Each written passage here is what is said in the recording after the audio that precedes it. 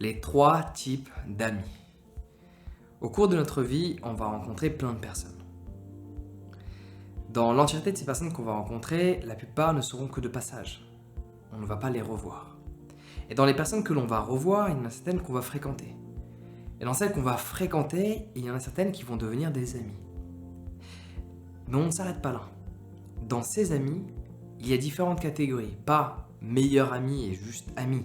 Il y a 3 catégories bien définies que Aristote a déterminées, que je trouve très intéressantes, que je m'apprête à te partager. La première catégorie d'amis, c'est les amis dits utiles. C'est les amis que l'on a par intérêt. On ne veut peut-être pas se l'avouer, mais c'est le cas. Cela n'est pas grave à partir du moment donné où ces amis par intérêt, donc qu'on les trouve utiles, qu'on les trouve qu'ils ont entre guillemets une fonction à nous apporter, quelque chose que l'on peut obtenir d'eux, idéalement c'est que ces amis nous voient de la même manière. Comme ça, il n'y a pas de quiproquo. Tu l'entends le gecko? Donc il y a le premier type d'amis qui est des amis par intérêt. On en a tous, il faut juste l'avouer. Ce pas des gens qu'on manipule, ce ne sont pas des gens qu'on influence à des fins spécifiques, ce sont des amis, des gens qu'on apprécie, mais ils ont une utilité. Et idéalement, c'est que ce soit le même dans le sens opposé. Ouais. Deuxième type d'amis, c'est les amis agréables. Ce sont des amis que l'on a parce qu'on veut passer du bon moment. C'est des amis avec lesquels on rigole, c'est des amis avec lesquels on a du fun. C'est des amis où on pourrait penser que ce sont des vrais amis. Ça reste en soi des amis. C'est juste que ils ont un intérêt qui n'est pas peut-être par rapport à une fonction. Ils ont pas. C'est pas comme les amis dits utiles que l'on va utiliser dans une dynamique de monter dans l'échelle sociale, d'avoir des conseils que peut-être on ne peut pas obtenir ailleurs, d'avoir des services que l'on ne peut pas obtenir gratuitement ailleurs. Donc il y a des amis utiles et des amis agréables. Donc, ce sont des amis avec lesquels on a envie de passer des bons moments parce qu'on sait qu'on va passer des bons moments avec eux. Ce sont des amis qui généralement nous apportent un bon ressenti, un bon sentiment de joie de vivre. Et donc forcément, il y a toujours un intérêt. L'intérêt n'est pas dans une fonction, l'intérêt est dans un ressenti. Les amis, l'amitié dite agréable. Et il y a une troisième catégorie que Aristote appelle l'amitié. Aussi simple que ça. C'est un peu comme la même philosophie que les gens te parlent d'amour et ils te parlent d'amour inconditionnel. Mais au final, l'amour inconditionnel ne devrait pas exister parce que cela devrait être l'amour. Et les gens qui te parlent d'amour devraient te parler d'attachement. Et ceux qui te parlent d'amour inconditionnel devraient juste te parler d'amour. On a mélangé toutes ces notions. Donc pour lui, Aristote, amitié, donc l'amitié, c'est juste quand deux êtres, pas forcément sur le même système de valeurs, mais juste s'apprécient et se veulent du bien. Aussi simple que ça. Et cette troisième catégorie, contrairement à ce qu'on pourrait croire, est peu présente dans notre quotidien. Si tu fais un check en rapide de ton cercle d'amis, le but n'est pas que tu te sentes jugé, le but n'est pas que tu te sentes déprimé ou je ne sais quoi, juste fais un check. Tu t'apercevras que tu auras forcément, en fonction des sexes, il y a plus d'amis dits utiles et plus d'amis dits agréables, ça dépend de ce qu'on a besoin, mais tu t'apercevras que tu auras X nombre de pourcents de tes amis proches qui sont dans la catégorie dit utile. X% de tes amis proches qui sont dans la catégorie dite agréable. Et la question c'est combien as-tu d'amis ou que peut-être tu ne vois pas tout le temps, peut-être tu vois régulièrement, mais dans tous les cas, que tu les vois fréquemment ou pas, que ce soit fun ou pas, qu'ils ont des trucs à t'apporter ou pas, tu te veux juste du bien, sans pour autant se voir. Et ça, ce sont ce qu'il appelle Aristote la vraie amitié. C'est l'amitié où tu n'es pas obligé d'être présent, tu n'es pas obligé d'apporter quelque chose qui a une valeur dans ce monde, on va dire, socio-économique. Tu n'es pas obligé d'apporter un ressenti de joie. Tu n'es pas obligé de faire rire l'autre pour être ami. Tu as juste envie de lui apporter du bien. Et cette personne a juste envie de t'apporter du bien. C'est ce qu'il appelle l'amitié de la vertu. La vertu, c'est vouloir du bien, vouloir se faire du bien et vouloir donner du bien. Et de partager une amitié où il y a deux individus qui se veulent du bien. Cette personne est dans mon entourage, je lui veux du bien. Cette personne, je ne la vois pas pendant 6 mois, je lui veux du bien. Avec les réseaux sociaux, de par le nombre de gens qu'on a en amis sur Facebook ou qu'on suit sur Instagram, etc., tous ces gens que l'on fréquente, on a tendance à oublier où sont nos vrais amis. Cette amitié où, en fait, si je prends l'exemple de mon quotidien, la plupart de mes amis qui correspondent à cette amitié de vertu, je ne les vois pas régulièrement. Mais quand je suis dans leur localisation, c'est-à-dire quand je suis à Paris, quand je suis à Lyon, quand je suis chez moi en France, quand je suis, bon de base c'était Ubud, mais ils ont migré à Ahmed, donc dans le nord de Bali, quand je suis à Koh Phangan, quand je suis dans des endroits où j'ai vécu et j'ai développé de vraies relations, ces gens-là, je les vois. Ces gens-là, il y a cette harmonie et cette compréhension mutuelle, et il n'y a pas forcément cet intérêt derrière. Ni intérêt de se sentir bien parce que je me sens déjà bien sans voir cette personne. Je n'ai pas besoin de 7 amis pour me sentir bien, je me sens bien tout seul.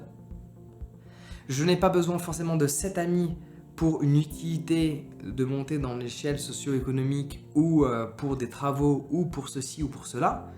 J'arrive très bien à me débrouiller sans lui. J'ai soit d'autres amis qui ont cette fonction dite utile, j'ai soit d'autres amis qui ont cette fonction dite agréable, mais cet ami, c'est juste une pure connexion qu'il y a avec lui, et lui a une pure connexion avec moi, et je lui veux juste du bien, que je le revoie dans 2 ans, que je le revoie demain, parce qu'en général, ces amis, soit ils viennent dormir à la maison, soit je dors chez eux, parce qu'on ne se voit pas forcément tout le temps, étant donné que j'ai des relations fortes à différents endroits de cette planète, et donc forcément ça apporte une complexité, mais il y a juste, même si je ne vois pas la personne, je lui veux du bien. Et je n'ai pas besoin de cette personne pour quoi que ce soit. Et donc forcément, par définition, on a tous besoin de quelqu'un. On est tous confrontés, à un moment donné, si on veut rire, on a besoin de quelqu'un. Tu vas pas rire tout seul, sinon si tu ris tout seul tout le temps, il y a peut-être un problème. En soi, c'est peut-être un bon problème, mais il y aura un problème. Et je pense que tu peux être d'accord avec moi. Donc il y aura forcément, on aura toujours des amis agréables, des amitiés agréables, des amitiés qui ont une utilité de nous apporter un sentiment de joie, de rigoler, de profiter, de fun. On en a toujours besoin. Donc il ne faut pas renier cette partie-là, il ne faut pas renier la partie d'amitié utile où en fait ils ont une utilité, on va dire, plus physique. On a un pote qui sait bricoler, on a un pote qui sait, cuisiner. Donc quand on fait un événement, on est plusieurs, c'est lui qui cuisine. Ou, je sais pas. Donc il y a toujours des amis qui ont une utilité dans l'agréable, une autre dans la fonction. Et il faut faire en sorte de trouver ces amis que l'on n'a pas pour une fonction dite soit agréable, soit dite d'utilité physique, d'utilité intellectuelle ou de savoir. Des amis où juste il y a une connexion et aucun intérêt, quel qu'il soit. Une amitié de vertu, où on se veut du bien, tout simplement, ni plus ni moins. Et si tu réfléchis bien, c'est plus compliqué que ce qu'il en paraît. Parce que tu t'apercevras que, ah tiens, cet ami, je le vois parce que justement, je me sens bien. Ah tiens, cet ami, je le vois parce que souvent, ils m'aident pour X ou Y raison.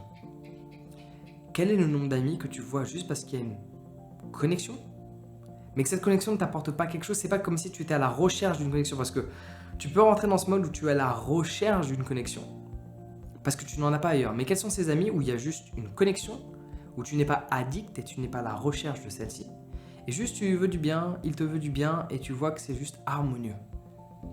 Et il n'y a pas le moindre intérêt derrière, dans les deux sens. Et tu t'apercevras que c'est plus rare que ce que l'on pense. Et je te recommande fortement d'aller dans cette dynamique-là. Et pour aller dans cette dynamique, de trouver certaines personnes, le but n'est pas d'en avoir des dizaines, le but est juste d'en avoir 1, 2, 3, 4 qui correspondent à cette amitié de vertu. Tu ne vas pas voir ces personnes pour un aspect agréable, que ce soit fun ou autre. Tu ne vas pas voir ces personnes pour qu'elles t'aident dans quel que soit l'aspect de la vie. Tu vas juste les voir pour voir qu'ils vont bien. Et quand eux font de même, c'est une amitié de vertu. Et je te recommande de trouver quelques personnes, ça ne devrait même pas dépasser les doigts d'une main, qui peuvent correspondre à cette catégorie-là. Et pour en arriver là, il faut que tu oses être toi. Il faut que tu te montres tel que tu es, que tu sois transparent tel que tu es. Tu n'es pas obligé de correspondre au même comment on dit ça déjà, au même système de croyance, à la même idéologie, forcément ça peut aider. Mais c'est pas une nécessité, c'est juste comme si, pour X raison, cette personne n'est pas née de ta maman, vous n'êtes pas frère, vous n'êtes pas sœur, mais pour X raison, tu as ce ressenti de comme si c'était un frère, de comme si c'était une sœur. Ce serait la meilleure manière que je peux l'exprimer. Et pour ça, faut que tu sois toi. Faut que tu sois transparent. Un frère t'a vu tout nu, un frère t'a chamaillé, un frère t'a vu vivre, t'a vu évoluer, t'a accepté dans ton évolution, t'a accepté dans ta régression. Et normalement, un frère te veut juste du bien. Quels que soient les choix que tu fais, qu'il les considère bien ou pas, il te veut du bien à toi en tant qu'individu. Quelle que soit ton idéologie, mais si celle-ci diverge avec la sienne, il arrive à séparer l'idéologie de l'individu. Et il veut du bien à l'individu. Et toi, tu veux de même de lui. Et pour cela, il faut être toi. Et pour être toi, il faut avoir confiance en qui tu es. Il faut développer cette estime de toi.